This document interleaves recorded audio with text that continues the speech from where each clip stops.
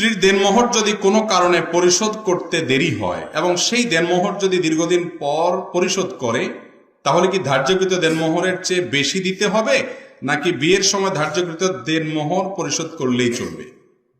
গুরুত্বপূর্ণ প্রশ্ন। দেনমোহর তো নগদ দেওয়া, এটা এখন সোনার হরিণ হয়ে গেছে আমাদের সমাজে। সবাই দেনমোহরের ক্ষেত্রে ফাঁকিঝুঁকি করে। নগদ যেটুকু লেখে কাবিননামাতে, সেখানে লেখে উসুল এত টাকা। এই উসুলের মধ্যে বহু 2 নম্বরই হয়। বাজার করছে 50,000 টাকা, উসুল লেখে 1 লাখ টাকা।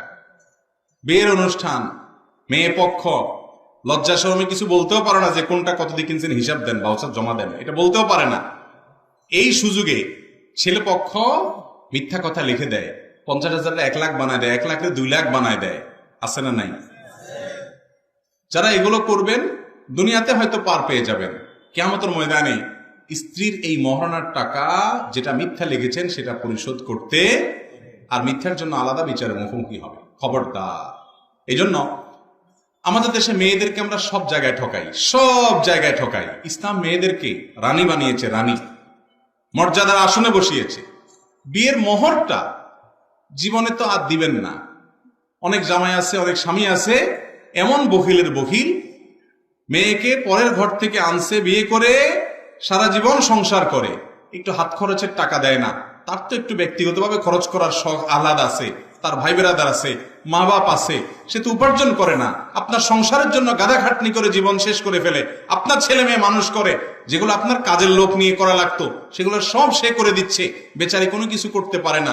তাহলে আপনার উপার্জন থেকে তাকে কিছু হাত খরচের টাকা দেন, স্বাধীনভাবে কিছু খরচের সুযোগ দেন। সেইগুলো তো পরের কথা।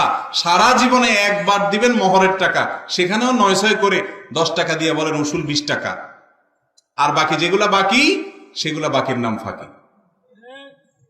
মহারণা যা ধার্য করা হয়েছে তা হুবহু পাই পাই করে হিসেব করে স্ত্রীকে বুঝিয়ে দিয়েছেন। যে সমস্ত বীর পুরুষ আছেন, হাত তোলেন।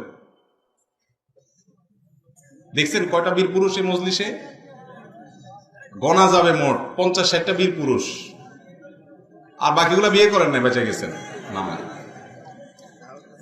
যারা বিয়ে করেন নাই তারা তাহলে প্রতিজ্ঞা করেন, মোহরের যেই টাকা ধার্য করা হবে ওইটা আপনার স্ত্রীকে আপনি পরিশোধ করে দিবেন। দিবেন তো ইনশাআল্লাহ? নগদ দিবেন না বাকি? বীর পুরুষ হলে নগদ দেওয়ার চেষ্টা করবেন। আর বাকির নাম দিয়া এরপরে বছরকে বছর ঝুলায় রাখবেন, এটা করবেন না আল্লাহর রাস্তায়।